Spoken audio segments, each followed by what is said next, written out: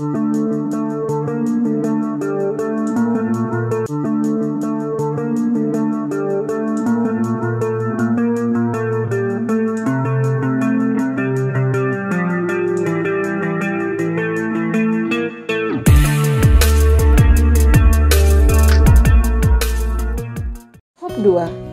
13.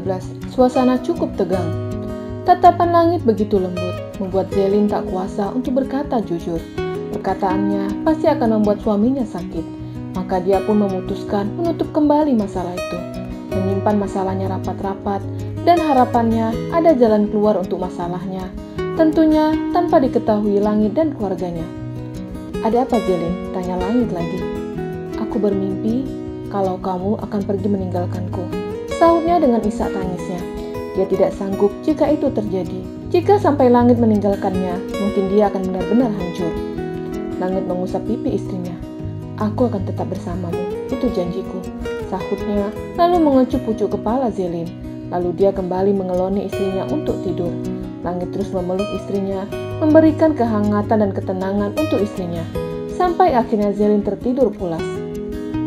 Seminggu kemudian, Zelin dan Langit telah menempati rumah baru selama seminggu. Tidak ada gangguan dari Koko.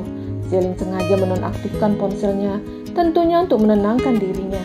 Dan dia merasa seminggu telah membuatnya jauh lebih tenang. "Sayang, meja makan sudah siap," teriak Langit yang saat itu sedang menyusun piring-piring di atas meja. "Makanan juga sudah siap," sahut Zelin yang sudah menyiapkan beberapa makanan. Makanan itu bukan diolahnya, melainkan dipesannya dari sebuah restoran. Rencananya, hari ini dia mengundang keluarganya untuk menghadiri acara makan siang di rumah baru mereka. Zelin membawa satu persatu makanan ke atas meja, lalu terdengar suara bel berbunyi. "Pasti itu mereka," ujar Langit dan berlalu ke pintu. "Mama," sapa Langit dan menyalami wanita parubaya itu yang saat itu telah sampai di rumah mereka. "Ini rumah kalian?" tanya Nyonya Amel sembari menilik setiap sudut rumah itu. "Iya, Ma, ini rumah kami. Ayo masuk, Ma," ajak Langit. Wanita parubaya itu mengangguk, lalu masuk ke dalam rumah untuk menemui anaknya. "Bagus, Langit," Zira memberikan jempol ke sepupunya. Lalu dia pun masuk ke dalam rumah bersama dengan anak-anaknya. Kemudian disusul Ziko. Ziko menatap adik iparnya, lalu tangannya menepuk bahu Langit, dan itu pertanda jika Ziko bangga kepada Langit karena telah memberikan rumah untuk adiknya. Kemudian datanglah Bima dan Pelangi. Lalu Kevin dan Menik juga turut hadir dalam jamuan makan siang itu. Acara itu seperti reuni untuk Zira dan Menik. Karena sudah cukup lama mereka tidak bertemu. Mereka saling mengecup pipi kanan dan pipi kiri, lalu saling memeluk. "Zelin sayang." "Mama sangat senang." Nyonya Amel merentangkan kedua tangannya. Lalu Zelin datang dan memeluk wanita yang telah melahirkannya. "Apa Mama suka dengan rumah pilihan kami?" tanya Zelin lagi. "Sangat suka. Langit memang hebat," puji Nyonya Amel. Langit yang saat itu sudah berada di ruang makan hanya tersenyum. Sebenarnya dia cukup malu karena rumah itu yang membeli adalah istrinya, bukan dirinya. Tentu saja maksud Zelin melakukan itu untuk mengambil simpati keluarganya. Karena Ziko terus memandang Langit dengan sebelah mata. Dan ketika mereka telah memiliki rumah, Ziko cukup bangga dengan Langit. "Duduk, Ma," ujarnya. Lalu dia menyebut Zira dan terakhir Menik. "Apa kamu sakit?" tanya Menik sembari mengecup pipi Zelin. "Tidak, aku sangat sehat." "Apa kamu yakin?" tanya Menik dan Zelin mengangguk. "Ada baiknya kamu memeriksakan diri ke dokter. Kamu pucat loh," ujar Menik lagi. Lalu dia pun duduk bersebelahan dengan Zira. Kemudian keluarga itu mulai menyantap hidangan yang telah terhidang.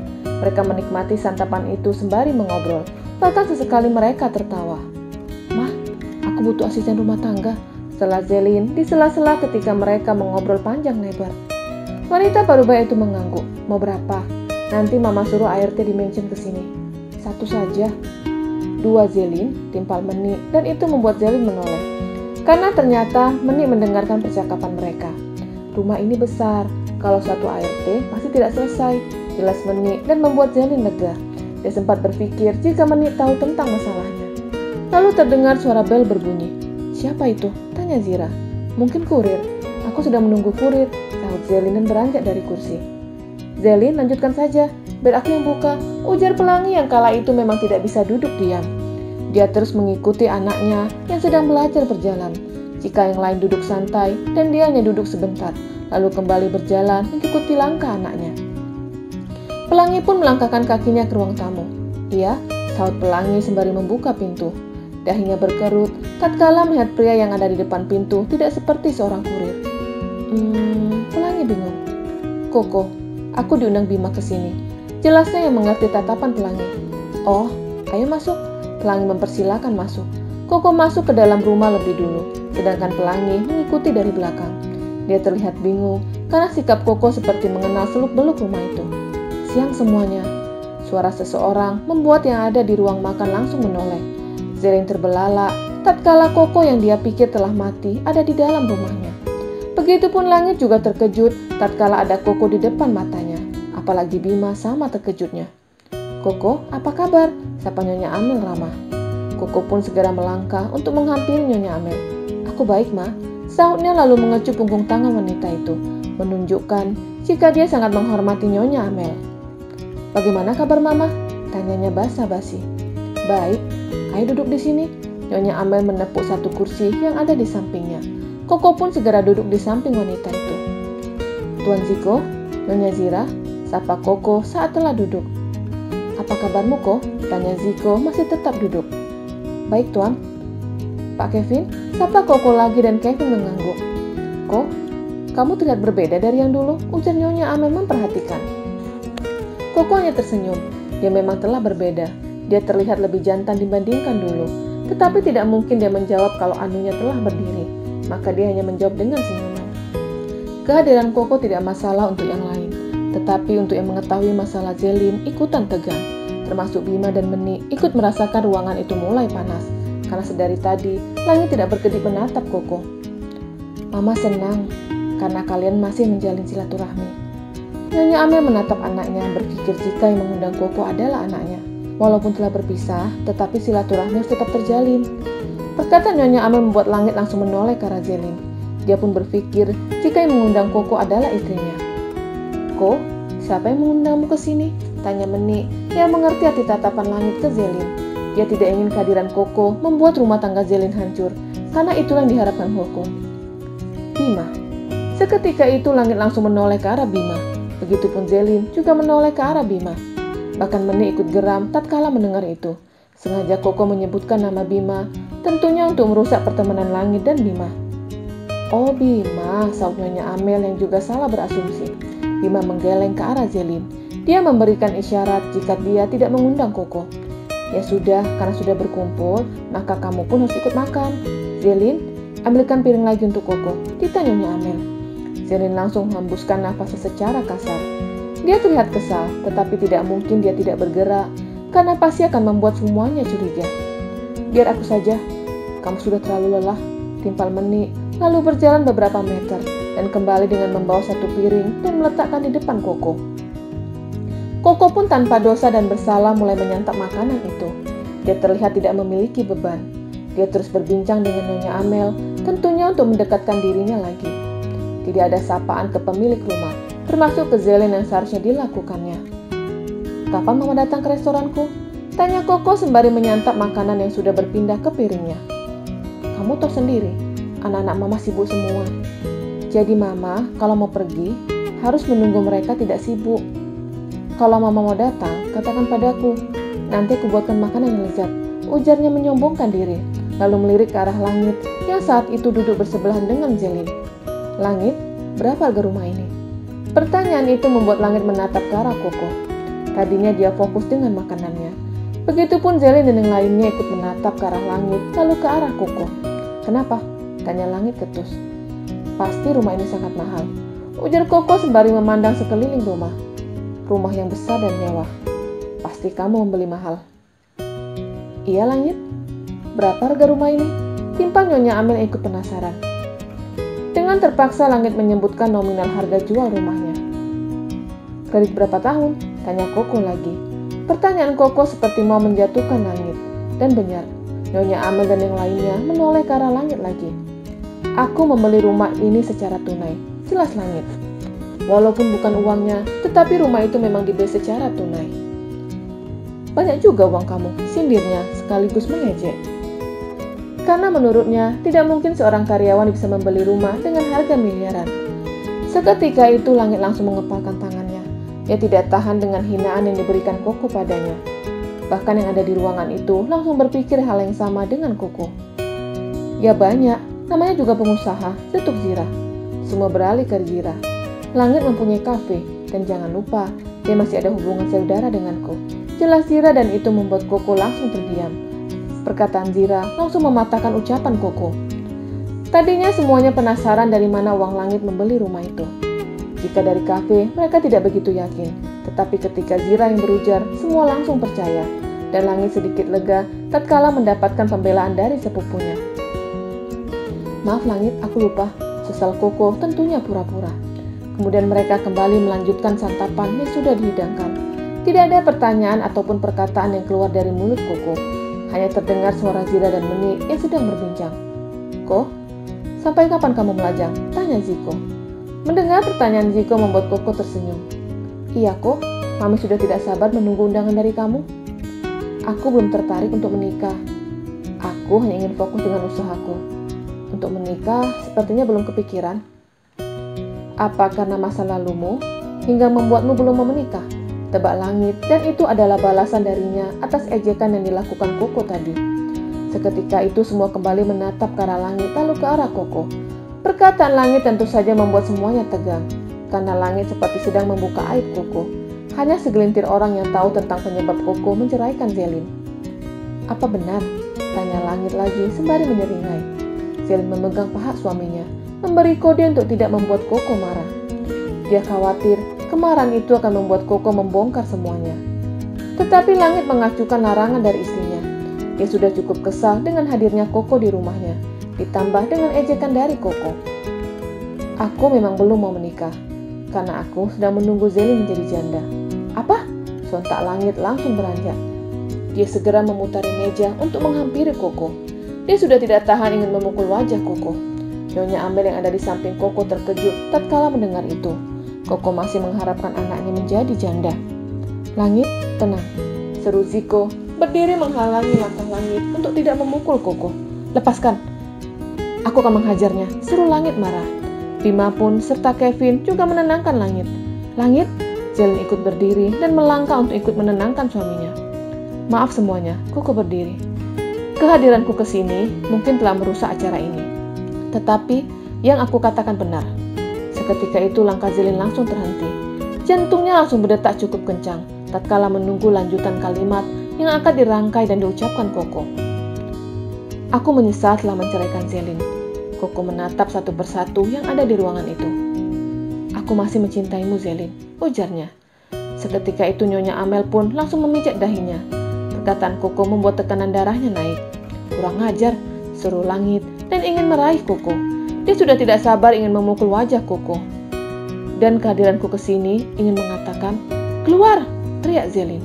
Semua langsung menoleh ke arah Zelin. "Keluar! Aku tidak ingin melihatmu. Keluar!" teriak Zelin. Lalu tiba-tiba dia terhuyung ke belakang. "Zelin!" teriak Langit dan Koko. "Zelin!" Nyonya Amel ikut teriak tatkala melihat anaknya yang sudah tidak sadarkan diri. Menik langsung menangkap Zelin agar tidak terjatuh ke lantai. Langit segera menghampiri istrinya yang sudah tidak sadarkan diri. "Ko, kamu pergi," ujar Zira. "Nyonya, aku kesini ingin..." "Pergi, Ko. Apapun perasaanmu pada Zelin, tidak seharusnya kamu katakan pada kami," ujar Zira. Koko melirik ke arah Ziko. Dia tahu Ziko lebih memilih dirinya dibandingkan Langit. "Pulanglah, Ko." "Tetapi Tuan..." "Aku tahu kamu menyukai Zelin, tetapi Zelin telah menikah. Tidak baik kamu menyebutkan kata janda. Sekarang pulanglah." Zelin mengantar Koko keluar dari rumah itu. Maka dengan terpaksa Koko keluar. Padahal dia sudah berencana ingin mengungkapkan tentang permainannya kepada keluarga Raharsya. Tetapi rencananya langsung batal. Langit membawa Zelin ke kamar. Dia mengelus pipi istrinya yang saat itu telah berada di atas tempat tidur. Nyonya Amel dan Zira serta yang lainnya seperti Menik dan Pelangi ikut masuk ke dalam kamar. "Zelin sayang," Nyonya Amel ikut duduk di samping anaknya. "Apa sering Zelin pingsan?" tanya Zira. "Iya, belakangan ini dia sering pingsan." "Apa kamu sudah memeriksakan kondisi Zelin?" tanya Zira lagi. "Zelin tidak mau dibawa ke rumah sakit," sahut Langit. "Dia selalu menolak ketika aku mengajaknya ke rumah sakit." "Jangan dengarkan ucapan Zelin. Sekarang bawa ke rumah sakit, tita Nyonya Amel yang juga tidak tenang. Langit pun menjadi cemas. Awalnya dia berpikir jika istrinya hanya kelelahan, tetapi perkataan Zira membuatnya memikirkan kesehatan istrinya. Langit langsung membawa Zelin ke rumah sakit. Semua yang ada di situ segera ke rumah sakit. Awalnya menikmati makan siang dengan tenang, tetapi sekarang berakhir di rumah sakit. Dokter langsung memeriksakan kondisi Zelin yang saat itu masih pingsan. Tekanan darah pasien sangat rendah, ujar dokter. Nah, kita tahu penyebabnya, ujar Zira. Periksa semuanya dok, tita Langit yang cemas. Maka dokter pun segera memanggil pihak lab untuk mengambil beberapa sampel darah Zelin untuk dilakukan pemeriksaan lanjutan. Tekanan darah pasien sangat rendah, maka kami sarankan untuk dirawat di sini, ujar dokter. Iya dok, silakan, sahut Langit yang sudah tidak bisa berpikir panjang. Kamu temani Zelin di sini. Aku akan mendaftarkan Zelin, ujar Zira lalu mendaftarkan ke pihak registrasi. Setelah melakukan pembayaran, Zelin dibawa ke ruang perawatan. Di dalam ruangan, dia masih belum siuman. Nona Zira, aku pamit ya. Nanti kabari tentang Zelin, ujar Menik yang harus segera pulang membawa anak-anaknya. Iya Nik, Menik pamit ke Nyonya Amel dan yang lainnya. Begitupun Bima dan Pelangi juga pamit. Tinggallah keluarga Raharsya di sana. Nyonya Amel tidak bisa duduk dengan tenang. Dia duduk dengan gelisah.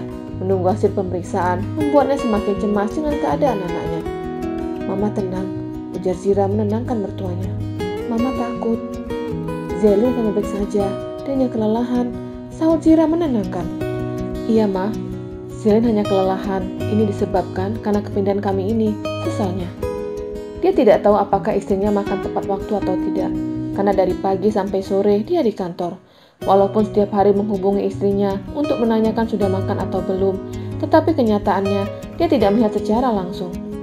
Zelin mengejapkan matanya, pandangannya serasa kabur. Zelin, ujar Langit yang saat itu sedang memegang jemari istrinya. Di mana ini? Tanyanya berusaha untuk duduk. Melihat anaknya telah sadar, membuat Nyonya Amel dan Zira ikut menghampiri Zelin. Zelin, kamu kenapa sayang? Tanya Nyonya Amel yang sangat mencemaskan anaknya. Aku hanya kelelahan. Kamu tidak boleh capek. Mami akan mengirim 3 ART ke rumah kalian. Nih, aku tidak apa-apa. Aku bisa melakukan semuanya. Tolaknya. Menurutnya jika 3 ART akan memberatkan suaminya untuk membayar ketiga gaji ART. Kemudian pintu ruangan terbuka. Seorang dokter dan 2 orang perawat masuk ke dalam ruangan itu.